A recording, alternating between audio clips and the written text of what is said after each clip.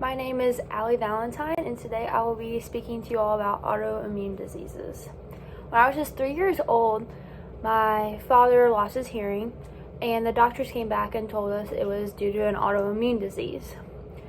According to Philippa Markow in her article, Autoimmune Disease, Why and Where It Occurs, published in 2001, between 3 and 5% of the general population will suffer from an autoimmune disease. Having first-hand experience on how autoimmune diseases work and how it affects someone that you care for, this topic is very important to me. Today I will discuss how autoimmune diseases occur inside the human body, how some illnesses are tied to autoimmune diseases, and what we can do as humans to prevent them. The first thing I will describe is how an autoimmune disease occurs. According to Dr. Anna Maria Orbai of a WebMD website accessed April 6, 2022, almost 24 million Americans are affected by an autoimmune disease, and nearly 80% of that are women.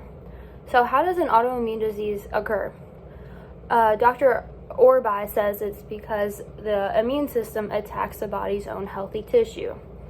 An autoimmune disease doesn't necessarily occur because of one genetic makeup, but Dr. Orbai states she acknowledges that if someone in your lineage carries the gene for an autoimmune disease, it does raise your risk. However, some of her most recent studies show that autoimmune diseases may occur based on how your immune system handles stress. There are several theories, according to Dr. Orbai, stating how autoimmune diseases occur. However, scientists and doctors do not have much information how someone may exactly contract an autoimmune disease. Now we will talk about how some illnesses arise from autoimmune diseases. Like I mentioned previously, Dr. Orbai states that nearly 80% of autoimmune diseases can be linked to women. However, what illnesses are even considered to be an autoimmune disease? According to Dr. Susan Baker in her article, 5 Most Common Autoimmune Diseases, accessed April 6, 2022, some of the most common autoimmune diseases are rheumatoid arthritis, lupus, and psoriatic arthritis. Some of the most affected areas of autoimmune diseases are joints, muscles, red blood cells, blood vessels, and connective tissue, according to Dr. Susan Baker. Now that we talked about that, we'll move on how we can prevent autoimmune diseases.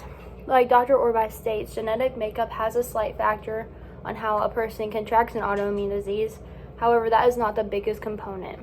When talking about an autoimmune disease, there is still a lot of unknown territory and information that scientists haven't discovered yet. But Dr. Baker did come across some new data that may help us as humans avoid autoimmune diseases. In her article, Baker states that bacterial or viral infections, certain drugs, chemical toxins, and environmental pollutants lead to autoimmune diseases. In conclusion, autoimmune diseases are a very real thing that can ultimately happen to anyone, especially women. When your immune system attacks healthy tissue, autoimmune diseases will occur. While autoimmune diseases have a wide range of illnesses, ranging from deafness to arthritis, autoimmune diseases can possibly be avoided by evading key sources that contribute to these diseases. Today we discussed how autoimmune diseases occur, how some illnesses are tied to autoimmune diseases, and what we can do to prevent them. Overall, autoimmune diseases are very common and can happen to anyone, so it's key to understand what exactly you are dealing with.